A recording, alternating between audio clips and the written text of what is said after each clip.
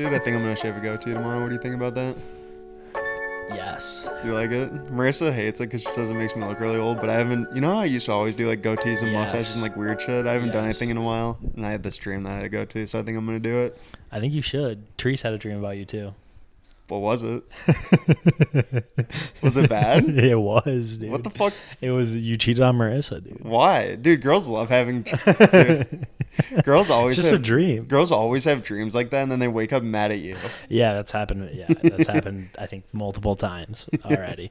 But no, dude, how's your Valentine's Day? Yeah. Speaking of girls getting mad at us, Valentine's Day. It was good. It wasn't anything too crazy. Me and Marissa don't normally do anything too fancy. We went to that pottery painting place. She did a bowl BULL face key tray type deal, and she painted it well. I did a Steelers colored cactus, and then we went to what was that place called where we did my engagement party immediately after? Grand Castle. We went there for dinner because we needed to find a place where I could eat meat. Mm-hmm. And then at night we went to Stumblebum, had some beers, played some Battleship, and then at night we played some poker together with some poker chips, and it divulged into me giving kind of like a Charlie Kirk pseudo rant about ICE and tariffs. But it was a good day. It was a good day. I'm glad she loves you, bro. Yeah. It was good. I was just sitting at the kitchen table with the change my mind sign underneath me. Arguing It's the only Marissa across the table. Yeah. And she's like, I don't really want to have this conversation. Can we just watch a movie? Like, please? Yeah. It was like 1 a.m. after I made her play poker that she didn't want to do while watching a basketball game she didn't want to watch because I had money off of it. And then I was like, actually, they need to go. Well, I'm glad you had a good Valentine's Day. Yeah, how was yours, man? It was great. We did Detroit. We did this restaurant called Wright & Co., which is all appetizers, basically. Why? I don't know. It's just how they call them. For the sake of being different and Some fancy? cultures call them tapas. I don't know any other word for mezza is another word for small plates. That's what you could say, but it was good. It was kind of just like a little bar hop in Detroit. We went to some places. We were just seeing whoever had openings, basically. But dinner was good. We're walking to the next bar, and we run across, like, these girls these days are like, do you guys want a picture on my digital camera? So we were like, sure. Like, how are we ever going to get that from you? Well, yeah, so she's like, do you guys want a picture? I'll send it to you in the morning. Like, I'll take down your number. So she did send the picture, and my girlfriend posted. My girlfriend's actually the live audience today. She did post it on IG. But, yeah, like, they take this picture of us and, like, nice group of friends. But it was like a trip date. I don't know what you call it. Like, it was 3 couples on a date. It was like their group. And when we ran into them at that point in the night, that was right after dinner, so I'll call it like 10 o'clock. We had a late dinner.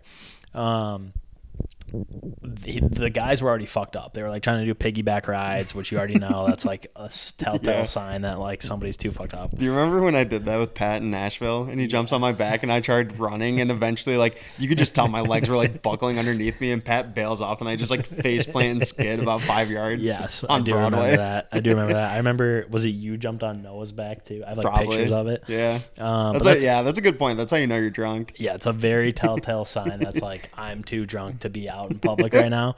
I'm making my friend do a piggyback ride. Yeah. But if you see me on the homie's back, take me to jail. That was happening right after our dinner. We went to like 2 bars afterwards, and we were walking back to her place after. And as we're walking back, we hear a little commotion in the street, you could say. And we're like, what's going on up there? Like, there's like in Detroit? Yeah. I can imagine. I mean, there's always commotion, but there was like these 2 security guards. They didn't look like police because they were like wearing neon. And then the security guards are like Nike dry fit on. Yeah. The security guards were fitted up. Yeah. Dude. And they are basically like carrying a guy into an Uber, and then the girl is like, I promise he's not going to throw up. I promise he's not going to throw up. Please take us home. And we realized, because we started walking by, like we were getting closer and closer, it's the girl that took a picture of us and her boyfriend. Damn. And we were like, no way, dude. This guy just got so drunk he couldn't walk, bro. Like, yeah, what do you have to, what? So his legs, Yeah, they were limp. They looked like spaghetti noodles on the ground.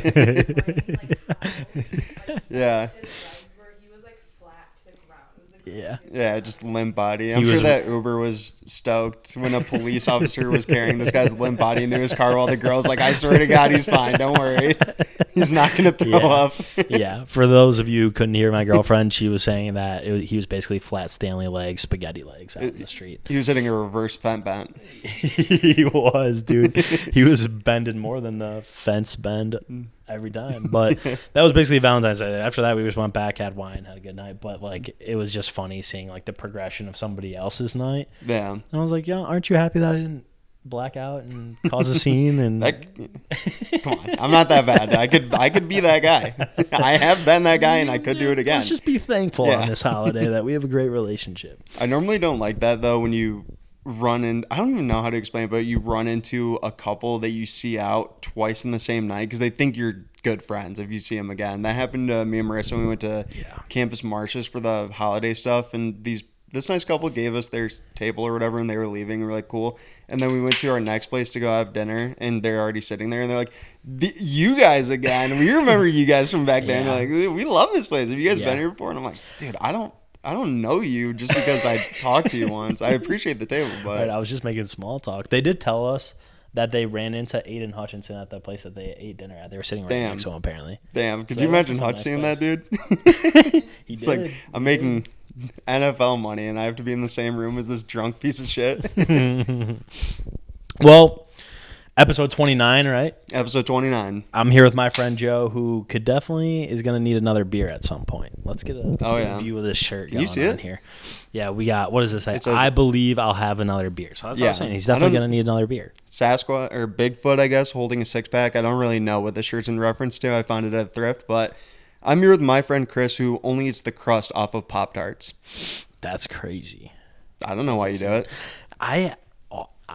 When I was growing up and people would leave the crust, I would make fun of them. Yeah, I You mean, know what I it's a mean? part of it. It really doesn't hold any value, though. I don't like people who It don't eat tastes the like crust on pizza, don't eat the crust on Pop-Tarts. Like, just, you paid for it. Just eat it. I guess. Pizza crust has value, though. Pop-Tart crust tastes like dirt and sand. We got some big updates for you guys, though. That's not true, but we do. 100 subs official. We hit it right after last episode. Right after we filmed the last episode, Immediately after. we started harassing all of our friends and family, and we made it to 109. We're at 109. We went out to celebrate that night. We did. It was a Made good some time. friends. Some horny toads. Mm-hmm. Best shot on earth. I learned the recipe. Yeah. So we'll be making those. Maybe that's the drink of the year next year, dude. Yeah. We got drinks to consider. It could be. But you guys know what it means now that we hit 100 subs. Toledo. Toledo, coming up, not this episode, but Next episode will Next be Toledo episode. content. episode number 30. We will be recording in Toledo, showing you guys Toledo content. We're going down there on March 7th. If you guys are in Toledo on March 7th, feel free to hit us up. We'd love to hang out with our fans. We're only staying at the finest established hotel in Toledo. No, we can't give out that information. We're not going to tell them which one, but you could do some Google It's a research and Red figure Roof Inn. out which one it is. We got There some was stuff a on the Red Roof Inn docket, down though. there. We looked up pretty much every available option to us. So there's a wine fest that night. I think that's a lock. The other options, there's a couple of museums. There's like a Great Lakes Museum. There's a Tutankhamun exhibit apparently at the Imagination Yeah. Center. When I texted you that and I spelled out the whole name, and I was like, oh, there's this mummy museum about Tutankhamun, whatever. And Joe was like, oh, it's King Tut Museum. I was like, I didn't know that's who it was. Yeah, You immediately knew that's his full name? yeah. So, I mean, Mr. Tutankhamun was his father. Please call him Tut. But yeah, we got that, and then there's also a women's basketball game, a women's Toledo basketball game, and I forget who they're playing, but they're a wagon. So I mean, maybe we could do it. I don't know. That the world's our oyster that day. We're gonna, I would assume, get down there a little bit early, do some shit, record, and then go back out for the wine fest. You guys are gonna see clips of all of it. Yeah. It'll be, or like Joe said, kind of a mashup of both things. Before we get into the rest of what we have planned, we forgot to rate the beers. Oh, true. We got Fat Tire Ale. Fat Tire We'll Ale. get a good boom. We're gonna be rating these on months. What month it is. What month the beer is. Which it's felt like October outside. Dude. The way it's been fogging outside Don't lately. take my rating, bro. I'm not saying the beer tastes like October. I'm saying it feels like October It does. outside. It's spooky outside. It's been foggy all week. Chilly and spooky outside. I was driving into work and there was a headless horseman. I was going to say October. I'll change it to September, though. All right, November. It's a November beer. Yeah, all right. Like, if I drank this at Thanksgiving, Cornering I'd be October. happy. Yeah. No, it's, I don't know, nice earthy undertones, I'd say. Yeah, it's way better than I thought. It was mixed in with all the IPAs, and I was like, I've heard of this. I can't remember trying it, so I thought it would be a good one to grab. Yeah, I had it one time. It's one of those quirky, like, craft beers, whatever you call it, that has, like, a cutesy little name. You know, get people talking about it. That's valid. But what Second else is on update. the docket? Yeah. 5K the week after Toledo. So we'll be coming back. We'll be running the 5K the Sunday after Toledo. We have officially set our goal as a sub 30 pace, which when we first brought up the 5K, our goal was 34 minutes. So that kind of shows you how far we've come. True. Like we've been, like we're both like, I am very confident we would beat 34 minutes right now. So might as well set a sub 30. It's going to be tough. Joe's nursing an injury apparently. I have turf toe. What sideline Joe Burrow for months in the NFL I have right now. So I'm going to have to fight past that for sure. And it'll be our first run together outside this weekend. Yeah, true. We're going to be running 7 miles while USA plays Canada. If you guys haven't been watching Olympic hockey, it's been absolutely electric. It had me thinking, too, being an announcer in hockey has to be the hardest job of all time.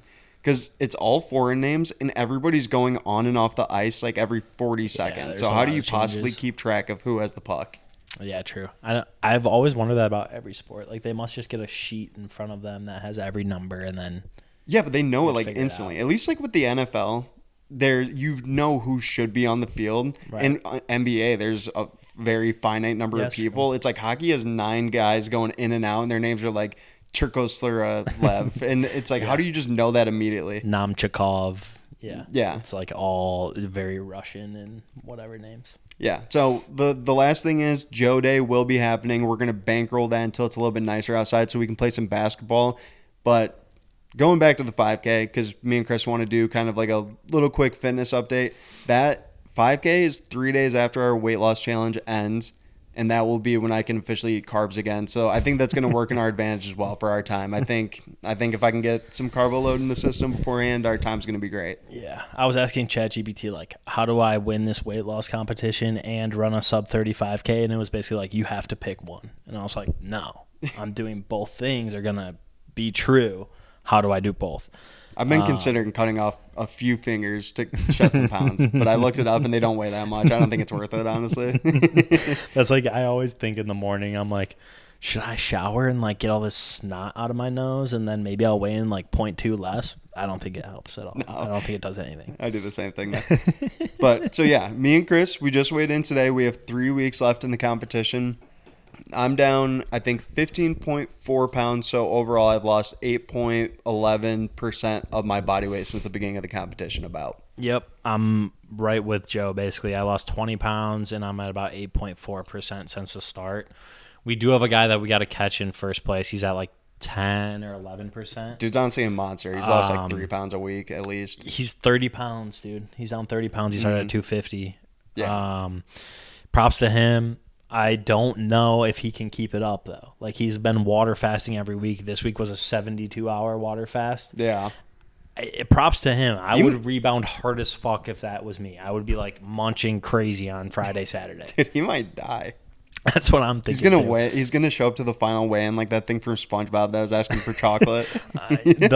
Chocolate. Remember from the movie when he's like stuck on the beach in the little room and he's like all dried out, and cracking apart. Dude, water. He's gonna have some serious health complications. Water. But yeah, it's going well. And to be honest, I was texting Joe like I'm pretty much at my goal. I want to lose like 5 more pounds. And then I think with just the sheer amount that I've been running lately, I'll be able to maintain that, stay lower, and not get back up to where I was. So yeah, I said I was gonna be like an unassembled Mr. Potato Head at the final weigh-in because I'm just gonna slowly start taking off appendages until I get to my goal weight. Yeah. I'm gonna be nubbed up, dude. What was your like secret motivation throughout? What's it been so far? I'll tell you mine first. Mine has been, if it was you, I would immediately have an answer because mine's related to something you're doing. But mine is like all of our friends are getting engaged and married coming up here, and I want to look good in the pictures at their wedding, and in their wedding party. So like, I want to be like as probably, to be honest, like the best shape of my life for all of these weddings. For me? Yeah, but yours is a long time away. We got Pat's this year, we True. got Josh's this year, and like that's the start of it. That's how I view it. It's like that's the start, and I want to look good for all these ones this year. Yours is next year, so like that's kind of my mental, like what's been getting me through is like, you know, these pictures are gonna go crazy once I'm in them. I'm gonna steal the show at everyone's wedding is what I'm saying. Wow. No, I don't know about that one. I'm 150 pounds at my wedding. Good luck, pal.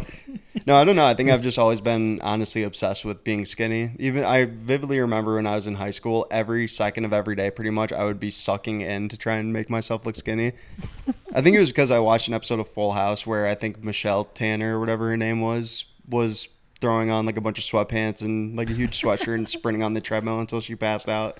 And then her dad, Danny, was like, you shouldn't do that. That's not good for you. And it was like supposed to teach kids not to have body dysmorphia, but it did the opposite, where I was like, it's kind of working, honestly. Yeah, so yeah. I don't know. Reminds me, this is so off topic. When I was in high school, or it was freshman year of college, I was trying to like shed a bunch of weight for faster horses. And I was in the Lifetime sauna in Troy, and I was sitting there, and this dude, I was like full hoodie sweatpants, like I'm just dripping sweat. It was like, wait, you were trying to away. get skinny for faster horses? Yeah. Why? Day one, you're going to drink just- a 30 rack and have a bulging gut anyways, dude. Well, I wanted to show up in good shape. I wanted to like look good when I was there. That's fair. But you know what I mean, you know though, you're dude? gonna wear the short jorts and Yeah. the cut off flannels. Like you got to look good. It's gone after day one, though. I remember true. the 2 times I went to Faster Horses, I was pulling up with 4 30 racks. I would have a 30 rack per day. It's so bad. That's probably on pace with what I was doing too. But yes, it didn't work, and I wasn't like going crazy. I wasn't like prepping for months. It was just like 2 weeks before I'm gonna cut. And when I was in the sauna, Devin Funches, all-time Michigan legend. Yeah. He was in there, and he was like Carolina player? He was like, Did he yeah, go to- he played for Yeah, Carolina yeah. for a couple of years. He was pretty And good. he got fat as fuck, right? Yeah. Yeah, yeah. And he was in the sauna at Lifetime. He's like, hey, bro, it was just us in there. He's like, hey, bro, what are you working towards? I'm pretty sure I was doing like push-ups in there too. And he's like, what are you working for, bro? I was like, honestly, I'm just going to Faster Horses. And he goes, respect. Make sure you wear a condom. I was like, all right. What a guy. I was like, appreciate it. And then I was like, because I was like, oh, like, I don't even know. I don't know how it got brought up, but I was like, oh, like, what are you training for? Like, what are you working for? And He's like the combine. He's like, I just got done. I just retired. I was in the league for a couple of years. Oh, it was that late? And wait, what? I mean, he's old, bro. He was like a Michigan legend probably when we were in early high school. Huh, yeah, I don't know. My timeline must be off there. And How long was he in the league for? I don't know, but he's my cousin's age, and I immediately like defaulted because I was like, oh, I had a couple cousins in the league because I didn't know what to say to an NFL player. Other than Wait, like, how'd you know it was him? You just I had recognized family. him? Well, that's what I'm saying. I don't remember how it got brought up, but I was like talking to him, and I was like, what are you working out towards? And he was kind of like, I'm just trying to maintain. We used to work out way harder. And then I told him, I was like, oh, like I just kind of panicked, and I was like, I had 2 cousins playing the NFL for a couple of years, and like This guy's black. He knows NFL. you know, blah blah blah. Well, it's funny, bro. You probably know my because cousins. They're black. I was like, I brought it up, and he's like, what are their names? And I told him, he's like, I used to train with them all the time. No way. I was like, no fucking way, dude. And then he was like, yeah, like Miles and like Mitchell and Miles, we used to train when I was with the Raiders, and he was on the practice squad or whatever. And I was like, that is such a small world. Like, Yeah, that's and what then you have. That that would have was- been like, you know Kenny Wagner? right. I just defaulted to anything I had. But Yeah. shout out What's the Devin flex thing I Funches, have? Michigan legend, dude. Yeah, facts. He is a Michigan legend. So, what were we talking about? Sorry, got so derailed there. But I think that was it. We're doing working good. on our fitness. We've been doing good, and that brings us into Working like on my because fitness. of that, I have been watching a lot of these ultra marathon documentaries. Beginning running strategies, things to think about, gear to wear, things you need if you're training. I'm technically on a half marathon training plan. I'll do that at the end of the year, but Speaking of things you need, which we're going to kind of talk about it during this, but I've found out that the biggest thing you need if you're doing any sort of an ultra marathon is a wife.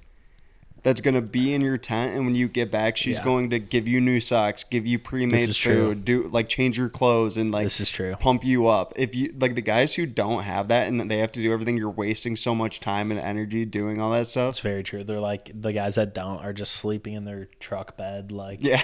with their feet, and they all have like a million blisters, and they have no help, and they're just Yeah. like pouring baby powder on their feet or whatever. Yeah.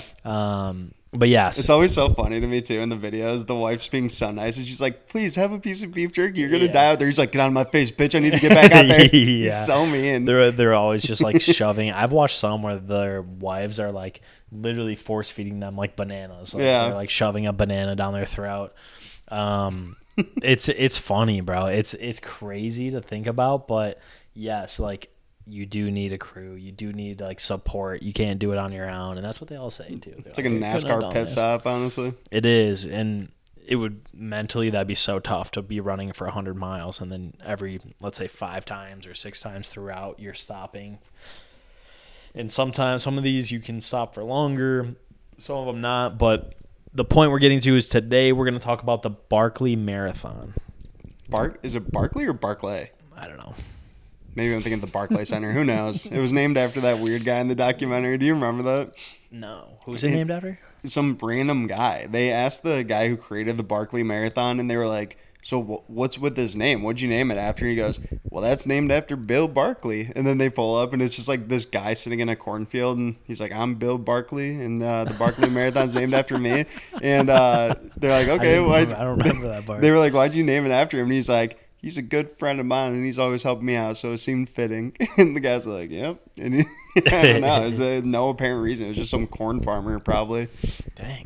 I missed that part. But we're going to be talking about the Barkley Marathon. This is a Marathon that chews you up and spits you out, they say. Yeah, they do say that. And this is one I've watched, the Moab 240, the Leadville, like all of these Things you guys all know what 100-mile those are. ultra marathons. And this one's the most unique race I've ever heard of. Like, It's not even really a race, honestly. When I was watching the documentary on it, nothing about it made it. Well, it is a race in terms of like you're going against time, but it's Yeah. not like it's not like a You're running racing race. yourself. You're for sure racing yourself. But it's not like a running race. You know what I mean? Yeah, I know what you mean. They do run though. I will say that. Very briefly, like it's way more climbing and crawling and. Yeah, I think there's yeah. short stretches of running. So let's You want to explain describe it. like the basic premise? Yes. I don't remember what year it was started. 1980. It has been going on a long time. I think now. 1980 because they said the first guy finished in 95 and it was 15 years after, I believe. Okay. And this is in Tennessee, in the mountains, which I really didn't even realize Tennessee had that type of scenery, but it's beautiful there. What? Well, I didn't realize it's like Tennessee's super mountainous. kind of, yeah, I guess I should have the Smoky Mountains and everything. But basically this guy and his friend would run these trails all the time. And then the famous story, what was the guy's name again who was a prisoner? I believe it was James Earl, the man who assassinated MLK. Yep. So very famous prisoner is in pretty secluded Tennessee prison. It was like in the mountains, like away from everything. And he escaped. And when he escaped, Him and 5 other guys. yeah, but they didn't really talk about the other guys. I No. guess. They were pretty much just talking about him the whole documentary, which I guess makes sense. But he escapes, and he was gone for 54 or 58 hours or something. Something around there. And he was, when the cops got interviewed after they caught him, like when he escaped, they were getting all these infrared lights or cameras from the planes and the helicopters, and there's a whole search party. They found him, I want to say it's 58 hours later, and he was only 8 miles away. So then this guy and his friend who had been running the trails in that same area their whole lives, I don't know about their whole lives, but for a long time, they were very familiar with the area. They were like, 8 miles in 58 hours, like, I could probably do 100 miles in that time. Yeah.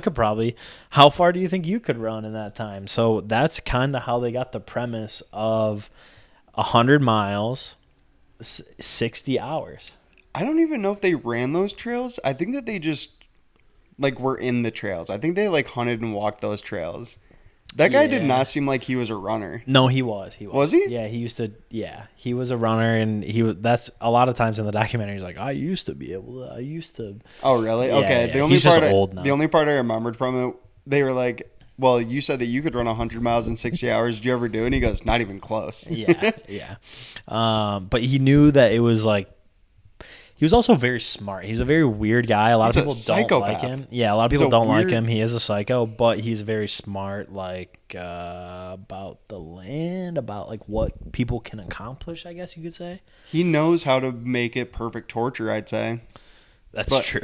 He finds an immense amount of joy out of putting people in this Yes. situation, and Yes.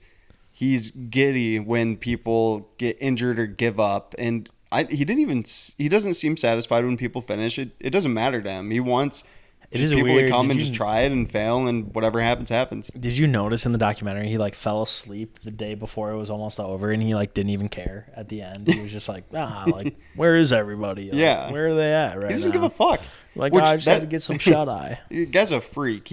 I thought this was funny though. So admission to run the race is $1.60 per person, but he also asks them to bring Yeah. something that he needs. So one year it was like plain white T-shirts, one year it was socks, and one year it was flannels. Yeah, Yeah, and I think he ass. makes them bring license plates too. Yeah, they hang up license plates from their Yeah. country of origin, which that part's actually pretty cool. But the rest of Well, it's- did you hear when they were asking him like, why do you make the fee to get in so cheap? He was like, because if people are like don't have a good time or like are upset or whatever, it's like you did this for free. Like it's your will and your decision. Like he was like, I just laugh at him. Like, what are you losing out on? Like you decided to do this. Yeah, it's like, what are you gonna do? Sue me? I have $47 now. Right. So at the start of the race, everybody gets there, everybody checks in, and then there's a 12-hour window. Really quick though, so how do you? They didn't explain how. Well, I think you find out about it just from word of mouth.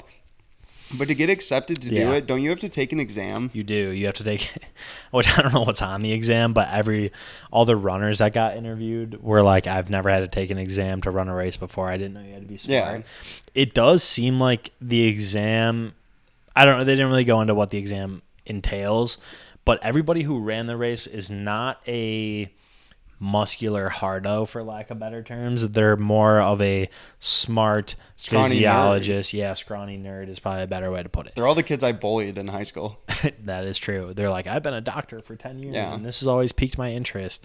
My grandpa died, and it made me realize I just have to go live life. Yeah, it was a lot of people that know a lot about the weather, know a lot about the land, know how to navigate these areas, and it was like almost more about knowing about the land and the environment and the things about your body than it was about like, this guy's ran 200 miles before and he'll be good at it. And he only lets in, it seemed like 40 people. About 40, yeah. Which also, so I didn't fact check this, and they didn't bring it up in the documentary, but one of the videos that Marissa sent me too said, before the race starts, when you first get there and you get checked in, he gives you the map, and he gives everybody the map, but you can't keep it. You have to transcribe his map onto your own map, and that's the only map that you can have. Yeah, I think that's true. That's fucking nuts, dude. So you also have to be like a, what do you even call that? Like a person who makes maps. Like a you have navigator. to be. I don't know. I don't know what there's a name for it, but you have to also be good at making maps. Yes. That's why I think he's trying to find people that are like smarter. But yeah, there's no GPS, no headphones, no like whatever. You can't use the internet to tell you where to go. So what ends up happening is there's like 10 veterans or so who have been doing this for like 15 years, and some of them have still never completed it. Some of them have like completed it but 10 years ago. And the veterans end up leading all these people who are new to it around, and that's what I found fascinating too is I couldn't tell if they run the same, because it's 5 loops, so it's basically 5 marathons. Isn't it 6? No, it's 5. Oh, you're right, because it's 100. Yep. And So wait, what was the fun run? How far is the fun run? 3? Okay. The fun run's 3 loops, and most people are just happy to complete a fun run. Yeah. Which is what they used to call my run in high school or in elementary school. Yeah. Where you get the little bands and Yeah. like make your family pay millions of dollars for you to run. My parents went bankrupt funding my fun run. Yeah. So I guess. Yeah, go back to the start. Yeah, gives them a 12-hour window once you're checked in. Okay, from midnight to noon. At any point, he can decide to start it. So everyone's on edge and very, I guess, anxious to get started the whole time. And then he blows in this conch shell. And once he blows in the conch shell, everybody has 1 hour to get prepared, ready to run out. Once everybody's ready, he gets them all gathered. He says his little thing, and then he smokes a cigarette. And as soon as he lights his cigarette, everyone's good to go. Then everybody's bib number is the equivalent to pages in a book. And every loop has about, it seemed like 8 to 10 books or so. And I think it was 11. Yeah. See, that's what I couldn't tell is it the same loop every time or is it a different loop? That's the part that confused me. So, so the way that they kind of described it is like the first loop you go in clockwise, and that's during the daytime. The second loop is during nighttime, and you go counterclockwise. And then once everyone's finished that, the first person to go back out and start the third loop, if they go counterclockwise, the next person has to go clockwise, and it just keeps on kind of. No, that was only loop 5. Oh, that was if you them? make it to loop so you 5. just keep on rotating for the first 4? Correct. So okay. you keep doing the same loop, I think, 4 times. So, but the loops are like these he named all these different sites. Testicle Spectacle? That was really one of the only ones I remember. Yeah. There's Testicle Spectacle. The other one was Rat Jaw. There's all these different site locations, if you will, and that's probably where the books are with the pages. Yeah. The way I understood it, though, it was this... Because when they showed it on a map, it was like 4 circles next to each other. But right, I think it's all one circle though, because they always end back up at the same spot. Right. I was like, how are they in loop 5 but still ending up at camp? Yeah, so they said really that every year the track's a little bit different, but I think the starting and ending point of every loop is always the same. Yeah, I agree. I thought another kind of cool twist was the names of the books. Like he would kind of fuck with people. Yes, and I love like that. the names of the books would be like "Hell is near," "You're not even close," like all this, shit like that. Turn back now, or like whatever. Like, I thought that was funny. He was like playing mind games with these people, and then also the messed up part is, well, first of all, from start to finish, if you finish this thing, you have 60 hours, by the way, which we've said. It is like climbing up, ascending and descending Mount Everest twice. Did it say that in the documentary? It did. So it did. Explain how. That just means elevation-wise, you are climbing and descending. So you're going up and down Mount Everest twice in 60 hours. But you got to think that it's you're never going as high. You're never going that high up in the air. You're just elevation wise you're climbing and descending that much, because that kind of blows my mind, because it never seemed like the areas that they were on were too vertical.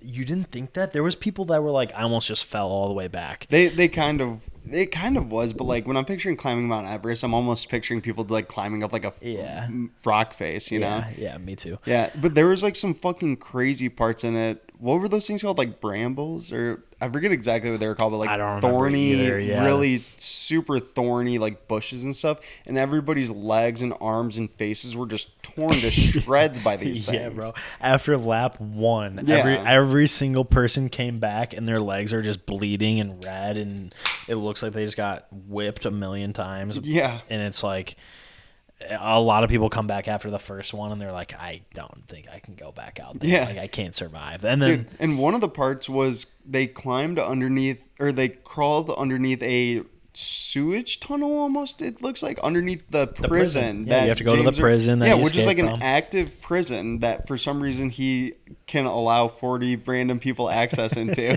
Yeah, well, you're like going underneath it through the tunnel. It doesn't seem like a prison. Did you make it to the end where that guy's like, he has like 3 hours left and he's just like bathing in the prison shit water underneath? You're like, oh man. Yeah. So wait, really quick, because there's one other thing I want to say. But this last year's, he made everyone go through like a huge creek. This guy's just like an absolute dickhead, and he just makes people do fucked up things.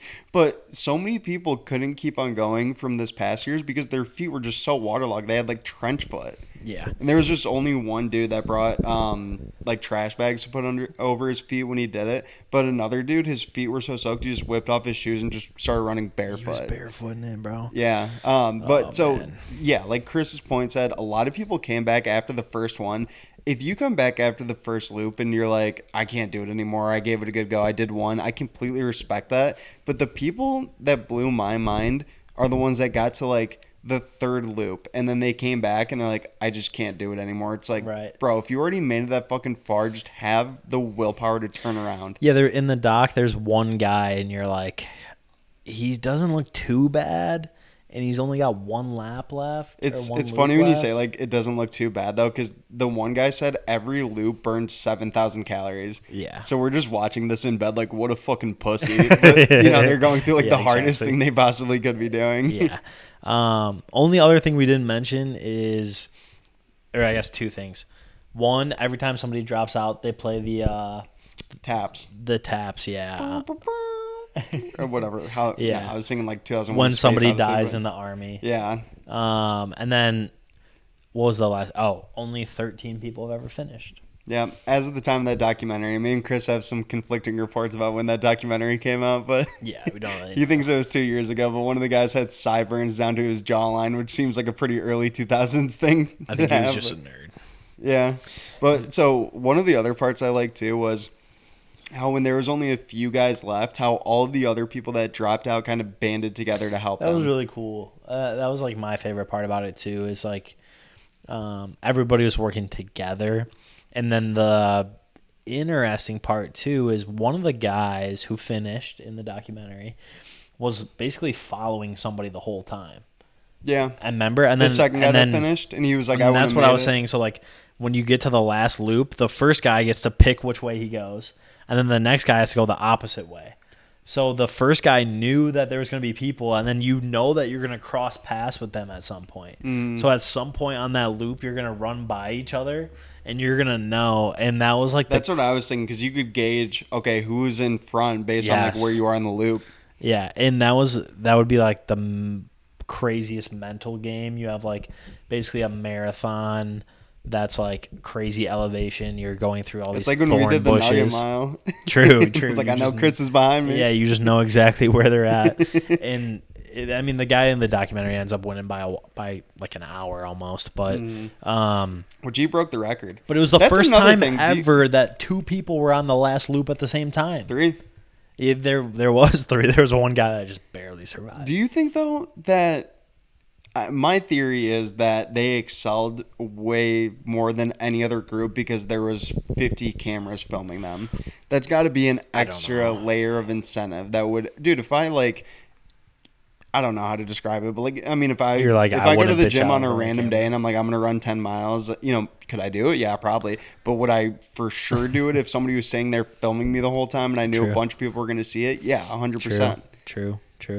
Well, that's how I feel like when I post my Strava runs. I'm like, everyone's gonna see my run. Like, Well, yeah, but you already completed hopefully that hopefully I'm below 12 minutes. But when That's I'm on funny. the run, I'm like, hopefully my pace is better than 12 because I don't want to be a 13-minute Strava run that I'm posting for everybody. That's so funny though. You could kinda just feels the same. you could just not send it and nobody would ever know. But Yeah. I like the accountability. It's very true. But yeah, when everybody was trying to help the last few dudes, it was honestly kind of fucking weird because the one dude was like, it hurt so bad to run. And they were like, take off your shoes. And this guy gets a needle and he's like, I'm going to puncture your blisters so you can run better. And they're all like doing surgery on this one dude's foot. Yeah.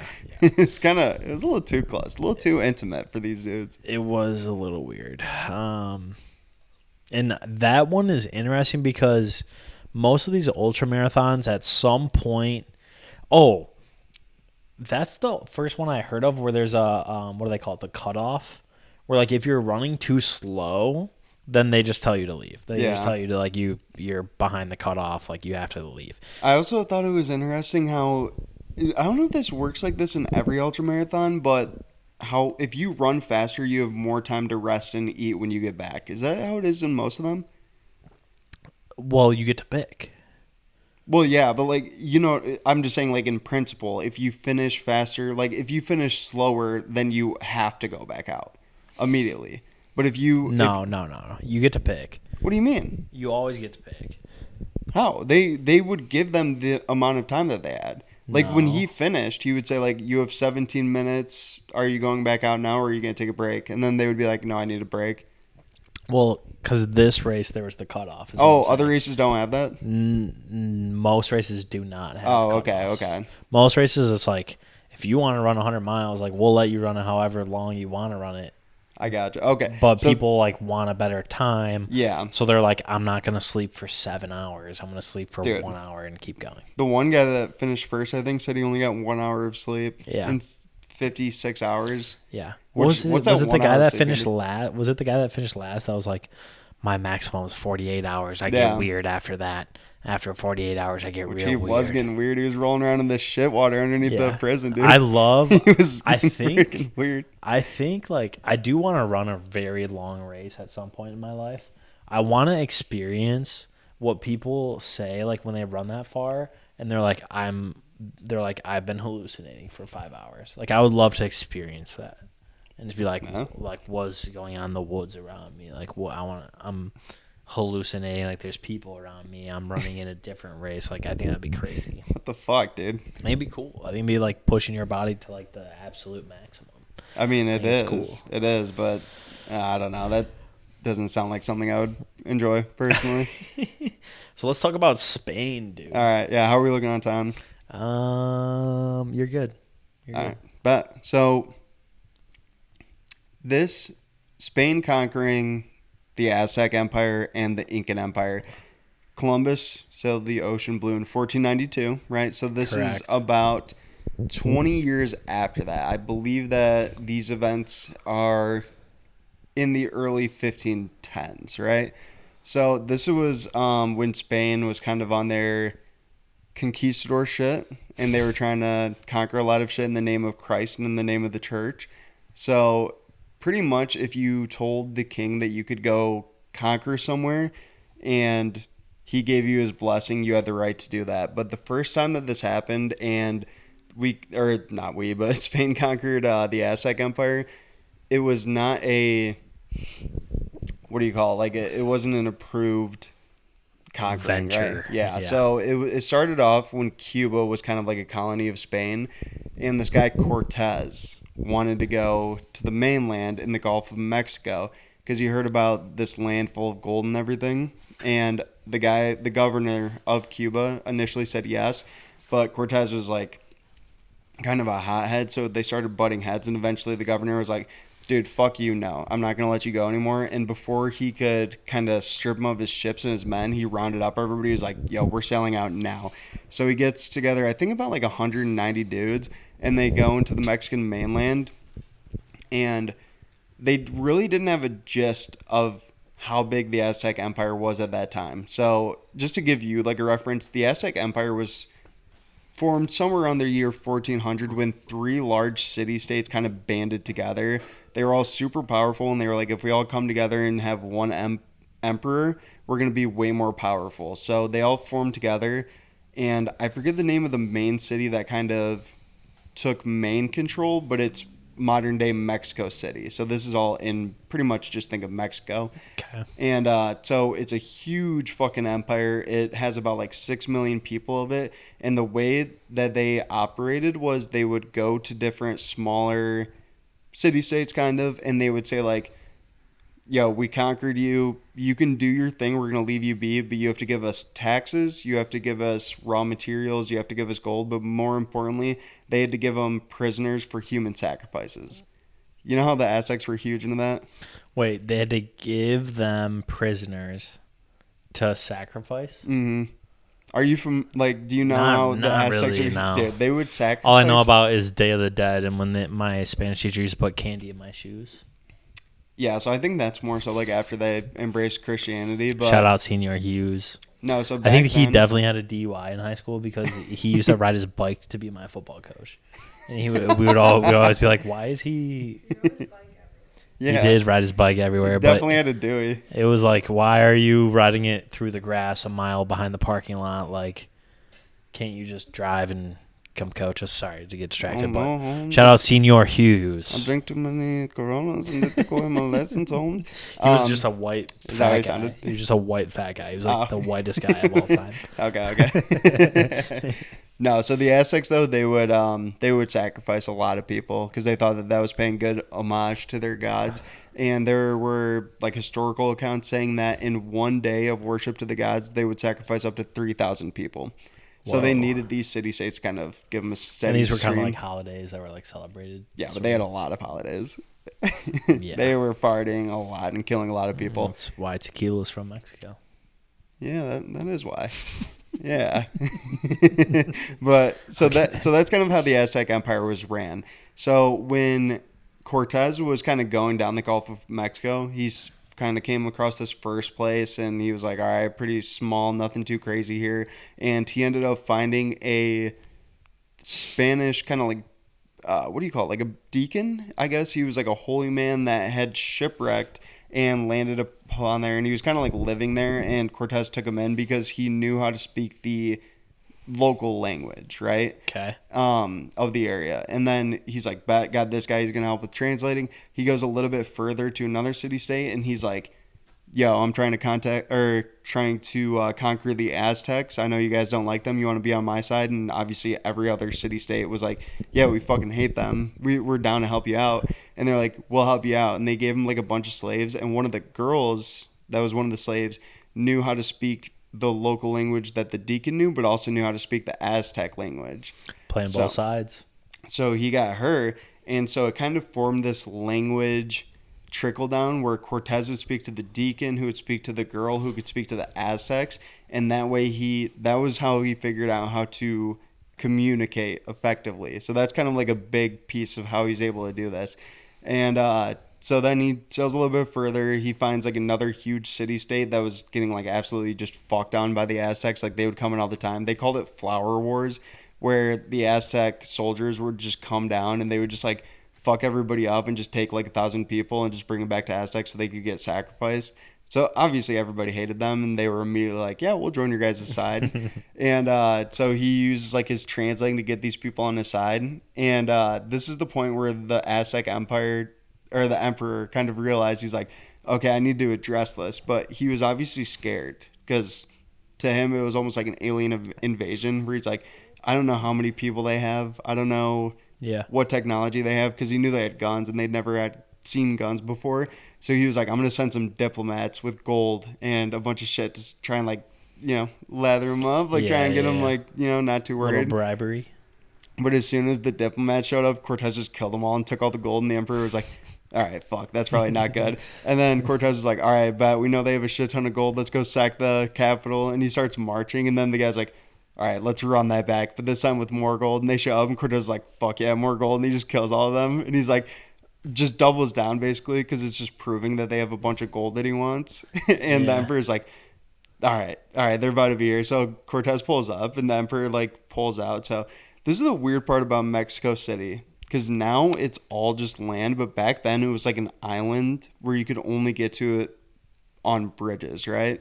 So the emperor like pulls up, and he's like, all right, he's like on one of the bridges. He's like, you guys are good. Obviously, you got some weird weapons. I don't want to make enemies with you. So, like, just come into my palace. You guys can live there. Yeah. And so this is why I think it's so stupid. Because even, that city had a population of 300,000, and they only had 200 men. But they just pull up to the palace, and they're immediately like, all right, Emperor, you're under house arrest, and you have to do everything we say. And he's like, all right, you got me. You got me. Yeah. That's why I just don't understand how shit used to be in pre-1800s. No, everyone was a fucking idiot, bro. Yeah, it was just like whatever people told them, they were immediately like, yeah, I got it. Like, I have to listen to this guy. Yeah. He knows more than me. Which That's what I feel that probably feels would be pretty scary for them. People, they'd never even seen horses, and they're pulling up, riding on horses, shooting guns and cannons at them. They're probably like, all right, fuck. They had guns? Yeah. In 1500? Yeah. What? What kind of guns? Like revolvers? Like super old school muskets, probably. I didn't know they had guns back then. Yeah. Damn. Thank you to the Chinese for gunpowder. I thought they were just shooting blow darts and arrows at each other. I mean, well, that's what the Aztecs were doing. That's what I'm saying. That's why they were just getting fucked on. But so they get the emperor like under house arrest, and he's being like a shadow puppet. And like, long story short, like some other people from Cuba, like some other Spaniards, come and try and like fuck shit up, and Cortez like knocks them out, and he's like, "You guys are joining me now." So his force gets kind of stronger. And then eventually, like, the city is able to drive them out. And honestly, like, Cortez's troops are, like, super diminished. But going back to kind of like the Columbus story, a little thing pops up called smallpox, right? And the city of 300,000 in a year is down to just 60,000. It kills pretty much everyone. So Cortez is like, all right, but like this is perfect. And then he just goes back. And now that everyone's dead, he's able to just easily take it over. And he just has like the entire city now. So what does he do when he gets it?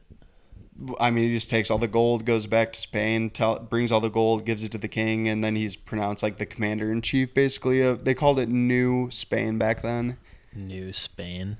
It was eventually called Mexico, but it all originally started though just because 200 men showed up, and Cortez was like apparently super charismatic, but also like the Aztecan emperor was just a fucking idiot, and he tried to be diplomatic. He was like, all right, the first gifts didn't work. Let's try and send more gifts. He easily could have just sent like 20,000 of his warriors out there and just crushed him, but instead he's like, come into my palace, and they're like, all right, you're gonna be our shadow puppet, and then they just took over everything. Like a Trojan horse. Not even though, because it wasn't even inconspicuous. There's 200 people clearly trying to take over his empire, and he was like, come on in, guys. Yeah, you can sleep in my house. People just liked meeting each other back in the day. They were just happy to see other people. No, they were savages out there for real. The Aztecs were bad hombres. But so that's how they conquered the Aztec Empire. And I think it was 2 years later, Cortez's cousin, I forget his name exactly, but he goes up to the king again and he's like, yo, there's another huge empire down in South America. They obviously didn't call it back then, but it's the Incan Empire where modern day Peru is. And he's like, I can run that same shit back. You know what Cortez did? I can just do that shit again for real. Yeah. And then the king's like, yeah, honestly, that worked pretty good. Like, go try it or whatever. And so that was back when they were on their weird like Christian crusader type shit. So they pull up down there, and the Incan Empire was in like some sort of like a civil war where like one guy just defeated another guy, and he was like the emperor, and he heard about this new like the Spaniards kind of showing up, and they had weird technology, so he like invited them into the city. And I guess so the way they did it, they set up all the buildings around with like cannons and like guns and shit, and then they had like one priest go in the middle and pull up to the emperor and be like, here's a Bible. You either say that you love God right now and get baptized, or else we're going to rain hell on you, basically. And the guy like picked up the book. He's like, you're a fucking idiot. And then the priest was like, get him, boys. And then it was like just cannons and guns going off everywhere. And he just like decimated everyone. Damn. And in like one day, basically, just the empire was done because he's killed the emperor, killed all their soldiers. And it was just like a bunch of people now. And they were like, that's crazy. All right, I guess we got you guys. This is all true? Yeah, 100%. You can go look it up. I think the Incan Empire was like 8 million people. It was actually the longest empire there ever was. I think it stretched 2,500 miles from its northernmost point to its southernmost point. Damn. Dude, they were just fucking idiots, bro. They were all exactly like you said. They were fighting with like darts and clubs. Right. That is crazy to think about. I kind of wish we were in a time where like there were some societies extremely further advanced than others. I mean, kind of are. It's not like that crazy though. Like Democratic Republic of Congo. If one community had guns and the other had blow darts, like that's insane. Yeah, we're at least like close, you know. Yeah. Like, how much does AI really get us? Not a lot. There's no new frontiers really, unless you go up into space. Right. Which we are. Talked about in the last episode.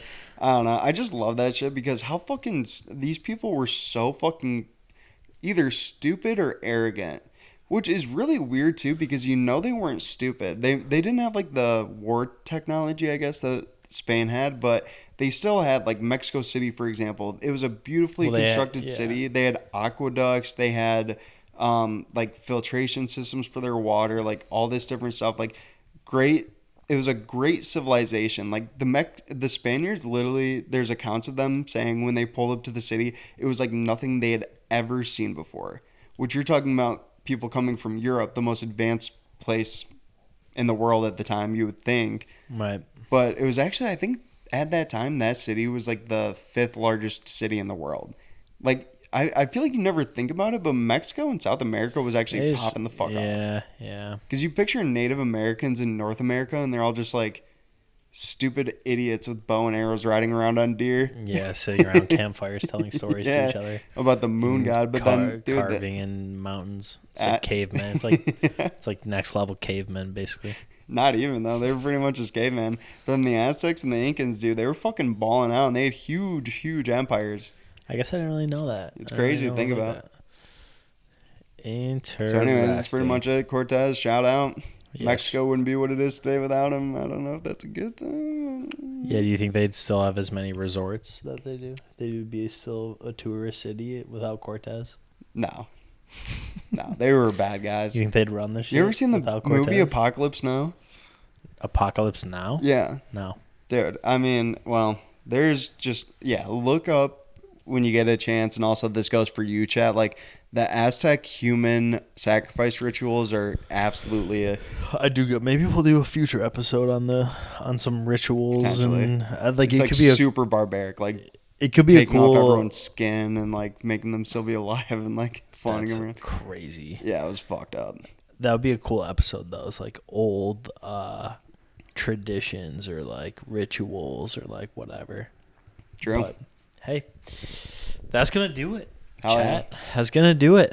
Again, and I say this all the time, but we couldn't be more thankful. We couldn't be more appreciative. Over I could be 100. if we got to 1,000 subs. Over 100. Fuck y'all, bro. We've been trying for 100. 109. It's been a goddamn year. What the hell? But big things to come, and we're gonna think about it. We're gonna set a new goal for 250. This is episode 29 coming out, so episode 30 is Toledo episode, which is very fitting. But we'll probably have some big things coming this year, and some challenges, and some new stuff. So we're just happy to be here, happy to continue on in new studio. True. Yeah, we forgot to mention that we're gonna have a new studio, more permanent setup. Right. Any final words here you got to say, Joe? No, I don't. Just be good, be kind to everyone, and subscribe. Yeah, Love you guys. treat others how you want to be treated. Facts. Make No human sacrifice. make it a great day or not. These kids run my Choices wave you side kicks, Dwayne Wade, Run 100 miles in 6 BOSK, hours don't over forget my Northwest. goddamn name.